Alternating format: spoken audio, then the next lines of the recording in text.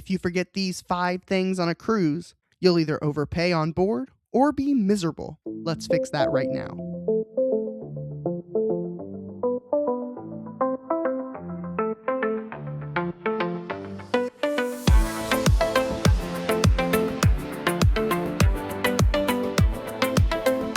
Hey cruisers, welcome back to the Lido Life with Josh. In today's episode, we are going to be talking about what to pack on a cruise and some cruise-proof travel hacks. So the first, number one packing rule is we're going to pack for 4 things: the embarkation day, port days, sea days, and dinner/your nightlife on the cruise ship. The first thing we need to remember is we don't need to pack 45 outfits, but you do need the right items. And let's talk about that. So we have 6 categories, and these categories I call the don't lose your mind cruise packing categories. Category number 1 is your must-have documents. The one document that I really highly suggest everyone have is a passport. In the United States, you don't always have to have a passport to go on a cruise, but I do highly suggest you always have a passport. If you go across the seas into Europe, you're always going to have a passport when you go over there. The US, if you leave from the US port and you come back to the same US port, you don't have to have a passport. You can have an ID and a birth certificate with you, but I do highly suggest you take a passport. One big reason I suggest that is if you get over into the Caribbean and any of the islands and all of a sudden you don't get back to the cruise ship on time and it leaves, you're going to need a passport to get to the next port or back into the United States. And if you don't have one, it makes it a little more difficult to get back. More documents that you need. If you don't bring a passport, then yes, you will need a ID of some sorts, driver's license or some kind of government ID, and your birth certificate. So if you don't have a passport, then you definitely need those for a United States cruise. You also are going to want to make sure you bring your boarding pass and any kind of cruise documents you might need for embarkation day. When you first get to the cruise port, the first thing they're going to ask for is either passport and boarding pass or your ID, birth certificate, and your boarding pass. That boarding pass is how you're going to get onto your ship saying, I actually have a ticket to get on. Another thing you don't want to forget is your wallet. Your wallet's going to have all your credit cards and probably your money in it. So you're going to want to make sure that you have your wallet with you and don't leave it at home and then get all the way to the cruise port or get, where you're going into the cruise port location and realize I don't have my wallet with me. Category 2 is clothing. We're going to talk about a simple formula you can use on how to pack clothing that you need and not overpack. So that formula is 2 to 3 pool/lounge outfits. So outfits you can wear either like swimsuit in the pool, or if you just want to lounge next to the pool or on the Lido deck, or maybe just out somewhere on the cruise ship, you might want some kind of an outfit to lounge on. And you only need like 2 or 3 of those because you usually can rewear those. So you're going to want to make sure you have maybe 2 or 3 of those and not really more than that. Also, 2 to 3 casual daytime outfits. So if you don't want to be in your pool outfits or your lounge outfits while walking around the cruise ship, maybe to do any of the cruise activities that are on board, then you might want to pack some like 2 to 3 just kind of casual daytime outfits, some shorts, a t-shirt, just something like that you can walk around the ship in. Also, you might want to have 1 to 2 nicer dinner outfits. A lot of cruise ships don't like require you to really dress up anymore, but a little bit of a nicer dress going to dinner is always really nice. So if you have maybe 1 or 2 khaki pants and a polo shirt or maybe a light dress to wear, that's all you really need because you can rewear those through dinner. And sometimes, you might not go to the main dining room for dinner every night. So if you just have 1 to 2 of those nicer dinner outfits, then that really should help. You can take a few more if you want. I know sometimes I pack a few more than 1 to 2, but really if you're one that want to pack light and maybe you want to pack into like just a carry-on suitcase for your cruise, then 1 to 2 nice dinner outfits will do. You also want to take either a pair of flip-flops or maybe sandals. You're going to really want those if you're going to go to the pool area, or if you get off on a port and go to the beach, then some either flip-flops or sandals will be really nice to have. Also, if you get cold really easy, a nice light jacket or a hoodie will really help. Sometimes on the ship, it can get really cold in all the main areas, and sometimes even your stateroom cabin if you don't have it turned up all the way. So a nice light jacket or a hoodie will definitely really help. Category 3 is toiletries. You're going to want to bring these, or you could pay a lot of money if you need to buy them on the cruise ship. So you definitely want to make sure that you bring sunscreen, especially if you're going to the Caribbean or doing a Caribbean cruise. It's going to be hot, the sun's going to be blaring, and if you're like me, you're from Indiana, which during the winter you don't get a whole lot of sun. So once you go to the Caribbean and you lay out in the sun, you're going to burn very quick. So you definitely want to have some sunscreen to take with you. And if you forget it, you're going to pay a lot of money on the cruise ship just to get some sunscreen. Also, some pain relievers or allergy meds are going to be good. Sometimes you never know when you're on the cruise ship that you might have, a headache or your allergies flare up. So those are nice things to have with you as well, because if you have to buy them again on the ship, they definitely triple the price when you buy it because they know you can't just run to Walmart to get it. Also, you want to have some motion sickness meds with you or even the motion sickness bands. Those are very, very essential if you get seasick pretty easy or get motion sickness pretty easy. You never can count on the ocean just being really, really flat. And so it can get kind of rocky every once in a while. And so you want to make sure you have those motion sickness pills or the motion sickness bands that go around your wrist just in case. I always bring them with me just in case, but I don't usually use them because I usually don't get motion sick. But if you do, you definitely want to have them with you. Also, if your lips get chapped easy, you might want some chapstick. I don't really use chapstick very often, but I know a lot of people do, and you're going to want to make sure you have that with you because, again, it's going to be expensive to buy it on board. Also, some aloe, because if you do get burnt, you're going to want to have that aloe with you just so you have something to soothe that burn while you're on the cruise ship. And please do not forget this one essential item. Do not forget deodorant. That is one that you definitely don't want to forget. You don't want to go on the cruise and be smelly, but also if you have to again buy it on the cruise ship, they're going to up the price because they know you don't want to be smelly and you forgot it, so you're going to buy it. And then also, last but not least, either some kind of a travel size stain remover or even a Tide pen. They come in very handy, especially if you tend to get stuff on you during dinner or while you eat. They are going to come in very handy on the cruise. So I suggest taking one of those. I usually will bring a Tide pen or some kind of a travel size stain remover with me just in case, because you never know when you might drop something on you and you're going to want to get that stain removed off your shirt. Category 4 is tech and cruise essentials. One that you're really going to want to have with you is a portable charger. On port days, when you get off the ship and you go and explore, you're going to want to make sure you have a portable charger with you so that if your phone starts to die, you're going to have a way to charge it so that you're not in, a country or a island that you don't really know very well, and then your phone dies and now you need something and you have no way of contacting anybody. Also, some charging cables you're going to want to have. I suggest bringing a 20-foot cable with you, especially if you're going on like an older ship. There's not really going to be a lot of plugins next to the bed. So if you like having your phone next to you while you're laying down, you're going to want to have a long cord. And I'll talk about later about magnet hooks, but I like to put hooks on the roof that's also magnetized on your stateroom roof. And I will run a 20-foot cord from the plug-in all the way up and around and down to the bed. That way it keeps the cord out of the way, but also you have a long enough cord to charge and have your phone next to you while you sleep. Also, some people like to have power strips with them, but you want to make sure that they're cruise approved, which is no surge protector with them. They are one that easily can get confiscated when you turn in your luggage on embarkation day and they run it through the scanners. They quickly will find those and they will remove them from your bag. So if you do like some kind of a power strip, make sure it's cruise approved and it doesn't have a surge protector.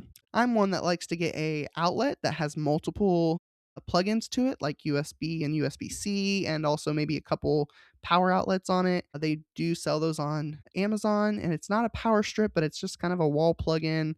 And those are pretty safe to bring with you, and they usually won't get confiscated. So that's what I like to bring with me. You also may want to bring some headphones with you. I know there are some rules, like Carnival has a rule that they don't want you playing any music or videos through the speakers of your phone or out loud or on any kind of a speaker in public areas, including your balcony. So if you like to listen to music or watch videos, then you're going to want some headphones to watch it if you're out in the public area so that you don't play it on your speakers on your phone. And last but not least, you're going to want to have some kind of a lanyard with you for your cruise card. A lanyard is something I love to have with me. I bring it on every cruise ship I go. That cruise card, I just hook it to the lanyard and I have it around my neck the whole week with me. That cruise card is your key to get into your room. It's your credit card. It's your life on that cruise ship. So you do want to have it with you at all times. Sometimes if you have it in a wallet, it can be kind of a hassle to always keep pulling it out and putting it back in. So if it's around my neck on a lanyard, then I will always have it ready to go whenever I need it. Category 5, cabin hacks. These are small things, but they will make a big difference. I talked about it earlier, but magnet hooks. I highly suggest going and buying magnet hooks. You can get them on Amazon, but definitely make sure you buy one that is very strong so you can hang like bathing suits. If you get wet and you want to hang your bathing suit to dry, you can put that magnet on the wall, hang the bathing suit, and let it dry. There's not really a whole lot of place to hang things in a cabin stateroom, so you want to make sure you have something to hang your wet clothes or even hats. Or I like to put one by the door to hang my lanyard on it, so every time I walk out, I always remember to grab that lanyard with my cruise card. So those magnet hooks are really going to be essential and really nice to have. Another one is you want to have either towel clips or towel bands. The Lido decks can get extremely windy on cruise ships, and if you have your towel on the chair, they're going to probably fly away. So you're going to want to have a towel clip so that you can clip the towel onto the chair. So if you happen to leave to go in the pool or walk away for a minute, then your towel's not going to fly away. Also, having a nice small fan is going to be really nice to have in your cabin stateroom. Sometimes, like I use it for noise or just some airflow so it's not so stuffy in the room. And having that small fan is going to be really essential. So, category number 6 is port day must haves. And the first one, which I always have with me, is some kind of a small backpack. I love having my backpack with me so that if I buy anything, I can throw it in my backpack and I don't have to hold it all day long. I can also pack all my clothes. So if we go to a beach, I can pack my swimsuit or my extra clothes to change into in my backpack. It's really nice to have on port days. So when you're walking around, you don't have to hold a bunch of things in your hands. Also, a nice refillable water bottle. Nice to have, especially on port days. It's hot in the Caribbean. If you're going on a Caribbean cruise, you're going to want water. And if you don't have a refillable water bottle, then you're going to probably be constantly buying water bottles all day long. And there's usually several spots that will let you fill up water bottles. So having a refillable water bottle is really, really essential, especially in those hot Caribbean days. Also, a nice waterproof phone case will really be nice, especially if you want to take your phone and take pictures out while you're in the ocean. Having that waterproof case will keep your phone safe. Also, it makes it so you can have your phone with you so you can catch good moments, good memories while you're out in the ocean. Another essential, especially for me, is hat and sunglasses. I know that I burn really easy, especially my face, so a nice hat on those hot days in the Caribbean with the sun blaring down is definitely an essential for me.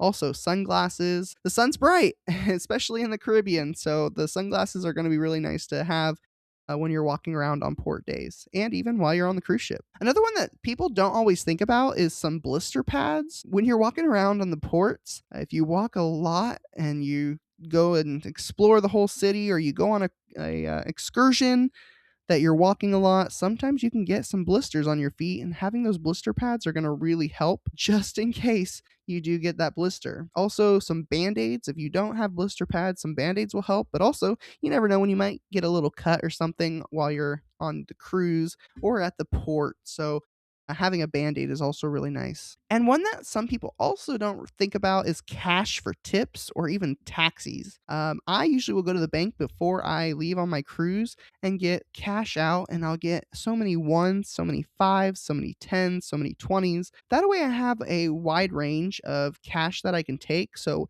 if I want to tip somebody $2, then I have those $2. Or if I want to tip somebody $5, then I have that $5. Or if you're going to pay for a taxi, sometimes it's 25 bucks for a taxi, then you have a 20 and a 5 with you ready to go. So I like to have cash with me for tips and taxis, and I like to have a wide range of different amounts with me as well. So those are the 6 categories of what to pack. Now let's talk about what not to pack. One thing you don't want to pack is too many shoes. Shoes can get heavy and really weigh down that suitcase. That's kind of one of the biggest problems people have is if they pack too many shoes, their suitcase quickly gets heavy and then they get to the airport and it's over that 50-pound weight limit. So try to minimize the amount of shoes you bring with you.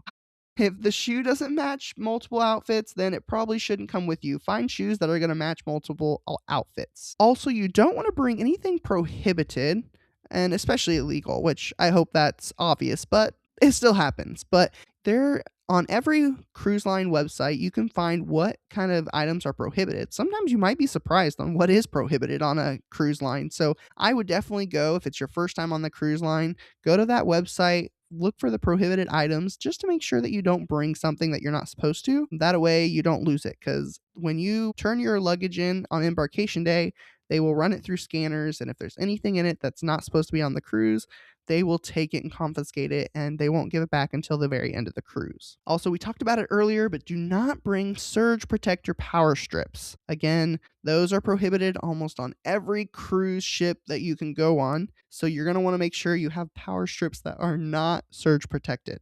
Also, don't bring a ton of towels with you. Honestly, you really don't need to bring any towels. I hardly ever bring towels with me when I go on a cruise, because almost every cruise line is going to give you towels when you shower, and they're going to give you beach towels as well to use either at the beach or, while you're swimming at the pool on the cruise ship. So you don't need to bring really hardly any towels. If you want, you can bring one, but I really suggest just bringing none. And last but not least, don't bring any giant shampoo or soap bottles. Those, again, just take up room in your suitcase and they can get really heavy. So I would just either bring travel size ones, or sometimes you really don't need to have them at all. Most cruise lines are going to have shampoo and body wash in your shower.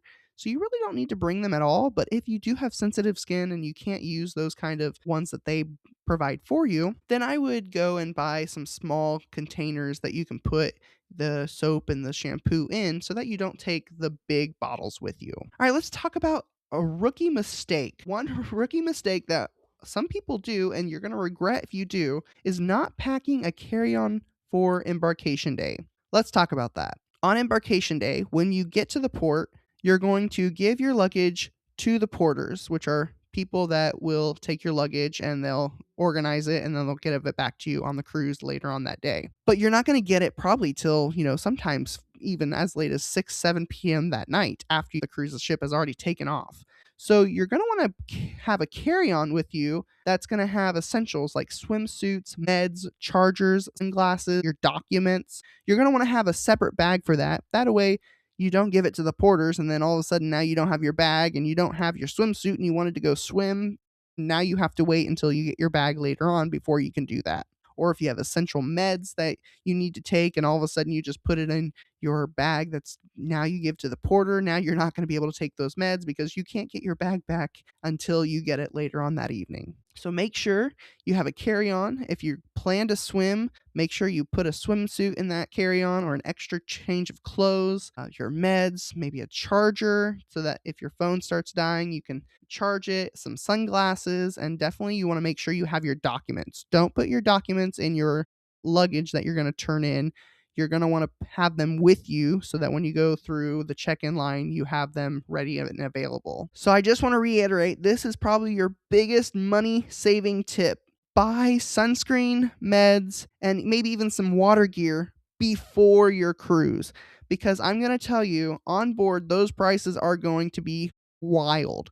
So definitely think before you go on your cruise, I want to make sure I have my sunscreen, my meds, all my essentials that I'm going to need before I go on that cruise. Because if you forget any, they know there's no Walmart right around the corner and they're going to hike up those prices because they know if you need it, you're going to buy it no matter what price it is.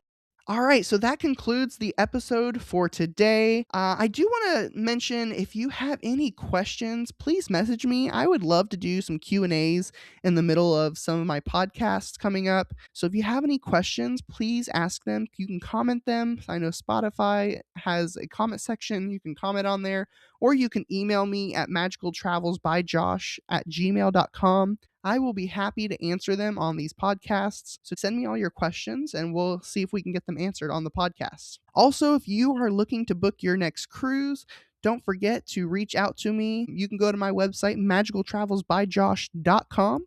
There's a place on there you can click that says request a free quote. Click on the cruise section and answer all those questions, and I will be happy to help plan your next cruise with you. And let's get you some money savings and also make sure that it goes really smooth so you don't have to worry about a thing to get on that cruise. And I will be with you before, during, and after the cruise. I will be there and be ready to help you no matter what needs to be done. Also, stay tuned for the next episode. The next episode is going to be Embarkation Day tips to start your cruise right. You don't want to mess up embarkation day, because if you mess that up, then it just is a bad start to your cruise. So we're going to talk on some tips how to make it so that your embarkation day goes smoothly and is the best that can it possibly be. So thanks again for listening to the Lido Life with Josh. Cruise smarter, save more, and I'll see you next time.